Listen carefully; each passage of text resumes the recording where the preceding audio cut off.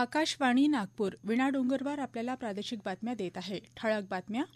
स्वच्छतेसाठी 1 तारीख 1 तास 1 साथ मोहिमेस देशभरात नागरिकांचा उत्स्फूर्त सहभाग. महाराष्ट्रात 72,000पेक्षा जास्त ठिकाणी स्वच्छता मोहीम. नागपूरसह विदर्भात स्वच्छता ही सेवा अभियानात उत्साहात श्रमदान. चंद्रपूरच्या ताडोबा अंधारी व्याघ्र प्रकल्पात नव्या पर्यटन हंगामाची उत्साही सुरुवात. आणि आजपासून ते येत्या 8 ऑक्टोबर दरम्यान खादी आणि ग्रामोद्योगी वस्तूंच्या राज्यस्तरीय विक्री आणि प्रदर्शनीचं नागपुरात आयोजन. पंतप्रधान नरेंद्र मोदी यांच्या आवाहनानुसार आज देशभरात नागरिकांनी स्वच्छता मोहिमेत मोठ्या प्रमाणात भाग घेतला. महात्मा गांधी यांच्या उद्याच्या जयंतीनिमित्त त्यांना आदरांजली वाहण्यासाठी आज सकाळी 10 वाजता स्वच्छता मोहिमेसाठी 1 तास श्रमदान करण्याचं आवाहन मोदी यांनी नागरिकांना केलं होतं. बाजारपेठा, रेल्वेमार्ग, जलाशय, पर्यटन स्थळं, प्रार्थनास्थळं यासह सार्वजनिक ठिकाणी स्वच्छता उपक्रमात सर्व स्तरातले नागरिक सहभागी झाले. नवी दिल्ली इथं भाजपा अध्यक्ष जे.पी. नड्डा, केंद्रीय मंत्री मीनाक्षी लेखी आणि इतर नेते स्वच्छता अभियानात सहभागी झाले होते. या स्वच्छता मोहिमेअंतर्गत देशभरातून शहरी आणि ग्रामीण भागातली 6,40,000पेक्षा जास्त ठिकाणं श्रमदानासाठी दत्तक घेण्यात आली होती. सुमारे 1 लाख निवासी भागांमध्ये स्वयंसेवक म्हणून मोठ्या संख्येनं रहिवासी कल्याणकारी संघटना श्रमदानासाठी पुढे सरसावल्या. देशभरातली सुमारे 35,000 अंगणवाडी केंद्र दत्तक घेण्यासाठी ग्रामीण भागातले समूह पुढे आले. या अभिनव उपक्रमात भारतीय लष्कर, नौदल आणि हवाई दलाच्या जवानांनीही नागरिकांच्या साथीनं विविध ठिकाणांची स्वच्छता केली. राज्यात नागरिकांच्या श्रमदानानं स्वच्छता मोहीम राबवली गेली. नगर विकास विभागानं या मोहिमेचं आयोजन केलं.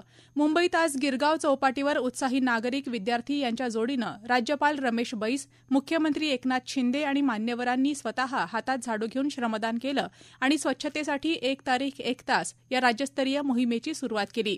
उपमुख्यमंत्री देवेंद्र फडणवीस यांनी स्वच्छता मोहिमेबद्दल कौशल्य विकास विभागाचं कौतुक केलं आहे. छत्रपती शिवाजी महाराजांच्या राज्याभिषेकाच्या 350व्या वर्षानिमित्त राज्यातल्या 350 किल्ल्यांच्या स्वच्छतेला आजपासून सुरुवात झाली असून ITIचे 1.5 लाख विद्यार्थी यात सहभागी होत आहेत. ही आनंदाची बाब आहे, असं फडणवीस म्हणाले.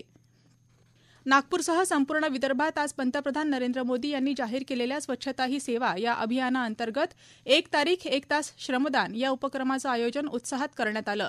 नागपूरच्या पवित्र दीक्षाभूमी इथं नागपूरचे महानगरपालिका आयुक्त डॉ. अभिजित चौधरी यांच्या नेतृत्वात दीक्षाभूमी परिसरातून प्लास्टिक, कागद यासह काडी कचरा गोळा करण्यात आला. स्वच्छता कर्मचाऱ्यांनी वाढलेलं गवत कापून परिसर स्वच्छ केला.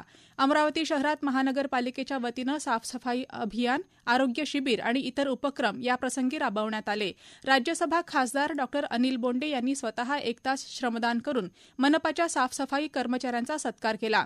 चंद्रपूर महानगरपालिकेत सुद्धा शहराच्या 17 प्रभागात विविध चमूंद्वारे सार्वजनिक जागा स्वच्छ करण्यात आल्या. केंद्रीय संचार ब्युरो, क्षेत्रीय कार्यालय नागपूरतर्फे राष्ट्रसंत तुकडोजी महाराज नागपूर विद्यापीठ आणि लॉयन्स क्लब नागपूर यांच्या सहाय्यानं 1 तास गांधीसागर तलाव, चाचा नेहरू बालोद्यान परिसर इथं स्वच्छतेसाठी श्रमदान मोहीम राबवण्यात आली.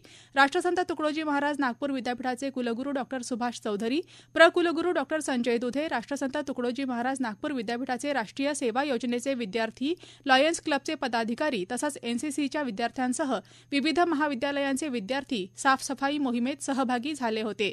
विदर्भातील अनेक जिल्ह्यांच्या नगर परिषदांमध्ये सुद्धा स्वतः अधिकाऱ्यांनी श्रमदान केलं.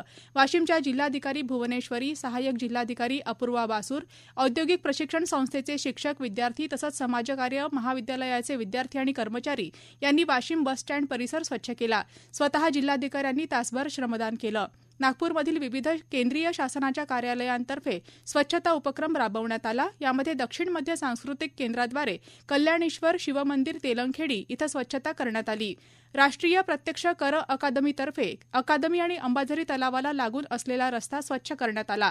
केंद्रीय राखीव पोलीस दलातर्फे पोलीस महानिरीक्षक प्रशांत जांभूळकर यांच्या नेतृत्वात लोकमान्य नगर मेट्रो स्टेशन ते अंबाझरी बगीचापर्यंत सफाई अभियान राबवण्यात आलं. अमरावतीच्या चिखलदरा इथल्या गाविलगड फोर्ट तसंच नागपूर जिल्ह्याच्या मनसर इथल्या उत्खनन जागेवर सुद्धा पुरातत्व सर्वेक्षण खात्यातर्फे स्वच्छता अभियान राबवण्यात आलं. या प्रादेशिक बातम्या आपण आकाशवाणीच्या नागपूर केंद्रावरून ऐकत आहात. आमच्या केंद्रावरील सर्व बातम्या ऐकण्यासाठी आणि ताज्या घडामोडी जाणून घेण्यासाठी Marathi news Nagpur all India radio या आमच्या YouTube चॅनलला नक्की सबस्क्राईब करा. चंद्रपूरच्या जगप्रसिद्ध ताडोबा अंधारी व्याघ्र प्रकल्पात नव्या पर्यटन हंगामाची आजपासून उत्साही सुरुवात झाली. विधिवत पूजन करून पर्यटकांना व्याघ्र प्रकल्पात प्रवेश देण्यात आला. गेले 3 महिने पावसाळ्यामुळे व्याघ्र प्रकल्पातील कोअर भाग पर्यटनासाठी बंद होता. पहिल्याच दिवशी देशभरातील व्याघ्रप्रेमी आणि वन्यजीव अभ्यासक ताडोबात दाखल झाले. पावसाळ्यात बाह्य भागात पर्यटन सुरू होतं, मात्र पर्यटकांचा ओढा कोअर भागाकडे असल्यानं ते याची प्रतीक्षा करत होते. गेल्या काही काळात ताडोबा व्याघ्र प्रकल्पाच्या बुकिंग वेबसाईट बाबतही अडचणी होत्या, मात्र नंतर प्रकल्प व्यवस्थापनानं या वेबसाईटबाबत तातडीनं कारवाई करत साईट आता सुरळीत केली आहे. त्यातील त्रुटी देखील दूर केल्या जात आहेत. यंदा पहिल्या काही दिवसात अतिपावसामुळे रस्ते खराब असल्यानं काही भाग पर्यटनासाठी बंद करण्यात आले आहेत. धनगर समाजाला अनुसूचित जमातींमधून आरक्षण देऊ नये या प्रमुख मागणीसह अन्य मागण्यांसाठी आज आदिवासी समाजानं गडचिरोली इथं चक्काजाम आंदोलन करून सरकारविरोधात घोषणाबाजी केली. यामुळे तब्बल 2.5 तास वाहतूक ठप्प होती.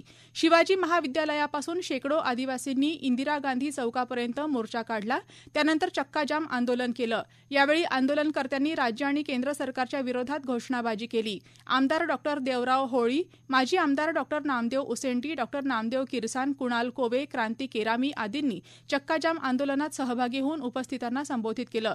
सरकारी शाळांचं खासगीकरण आणि कंत्राटीकरण करणारं परिपत्रक रद्द करावं, 2023चा नवीन वन संशोधित आणि वन संरक्षक कायदा रद्द करावा, पेसा कायदा कडक करून ग्रामसभांना अधिक अधिकार बहाल करावेत, जात वैधता प्रमाणपत्र सिद्ध करू न शकणाऱ्या कर्मचाऱ्यांना सेवेतून बडतर्फ करावं इत्यादी मागण्या यावेळी करण्यात आल्या. तहसीलदारांना निवेदन दिल्यानंतर चक्काजाम आंदोलन समाप्त करण्यात आलं. नागपूरच्या श्रद्धानंद पेठ परिसरातील डॉ. बाबासाहेब आंबेडकर सामाजिक न्याय भवनात आज सकाळी जागतिक ज्येष्ठ नागरिक दिन उत्साहात साजरा करण्यात आला. यावेळी सामाजिक न्याय आणि विशेष सहाय्य विभागातर्फे विविध कार्यक्रमांचं आयोजन करण्यात आलं. जिल्हाधिकारी डॉ. विपिन इटनकर, उपायुक्त तथा सदस्य जिल्हा जात प्रमाणपत्र पडताळणी समिती सुरेंद्र पवार, महाज्योतीचे व्यवस्थापकीय संचालक राजेश खवले, समाज कल्याण विभागाचे प्रादेशिक उपायुक्त डॉ. सिद्धार्थ गायकवाड, सहाय्यक आयुक्त सुकेशिनी तेलगोटे यांच्यासह जिल्ह्यातील विविध भागांतून आलेले ज्येष्ठ नागरिक यावेळी उपस्थित होते. सामाजिक न्याय भवनात आयोजित कार्यक्रमाच्या माध्यमातून पदयात्रा, प्रभात फेऱ्या, सभा, विशेष कार्य केलेल्या ज्येष्ठांचा आणि ज्येष्ठ नागरिकांसाठी काम करणाऱ्या अशासकीय संस्थांचा सत्कार, गौरव, आरोग्य शिबिर, चर्चासत्र आणि परिसंवाद आदी कार्यक्रम आयोजित करण्यात आले होते. महात्मा गांधी यांच्या जयंतीनिमित्त आजपासून ते येत्या 8 ऑक्टोबर दरम्यान खादी आणि ग्रामोद्योगी वस्तूंच्या राज्यस्तरीय विक्री आणि प्रदर्शनीचं उद्घाटन आज महाराष्ट्र राज्य खादी आणि ग्रामोद्योग मंडळाचे सभापती रवींद्र साठे यांच्या हस्ते करण्यात आलं. महाराष्ट्र राज्य खादी आणि ग्रामोद्योग मंडळाच्या वतीनं नागपूरच्या सीताबर्डी इथल्या रामगोपाल माहेश्वरी सभागृहात प्रदर्शन आणि विक्रीचं आयोजन करण्यात आलं आहे. उद्घाटन प्रसंगी महाराष्ट्र राज्य खादी आणि ग्रामोद्योग मंडळाचे उपमुख्य कार्यकारी अधिकारी विपिन जगताप, जिल्हा ग्रामोद्योग अधिकारी प्रदीप चेचरे यांच्यासह खादी आणि ग्रामोद्योग मंडळाचे विदर्भातील विविध जिल्ह्यांतील अधिकारी आणि कर्मचारी उपस्थित होते. प्रदर्शनाला भेट देणाऱ्या ग्राहकांसाठी रात्री सांस्कृतिक कार्यक्रमांची मेजवानी असणार आहे. हे प्रदर्शन सकाळी 10 ते रात्री 10 वाजेपर्यंत नागपूरकरांसाठी निःशुल्क खुलं असणार आहे. शेतकऱ्यांना देण्यात येणारी मदतीची रक्कम विनाविलंब मिळण्यासाठी बँक खातं आधारशी लिंक करावं, तसंच आधार बायोमेट्रिक अपडेट करावं असं आवाहन बुलढाण्याचे जिल्हाधिकारी डॉ. किरण पाटील यांनी केलं आहे.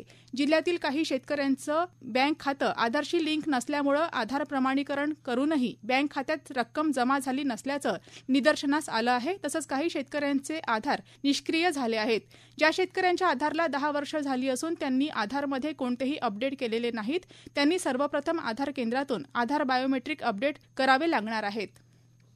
चीनमध्ये हँगझोऊ इथं सुरू असलेल्या आशियाई क्रीडा स्पर्धेत आज 8व्या दिवशी भारतानं आणखी 1 सुवर्णपदक आणि 2 रौप्य पदकांची कमाई केली. नेमबाजीत पुरुषांचा सांघिक ट्रॅप प्रकारात किनार दारियस, जोरावर सिंग संधू आणि पृथ्वीराज तोंडायमन यांच्या संघानं 361 अंकांची कमाई करत सुवर्णपदक पटकावलं. वैयक्तिक पात्रता फेरीत या तिघांनीही अंतिम फेरीत धडक मारली आहे.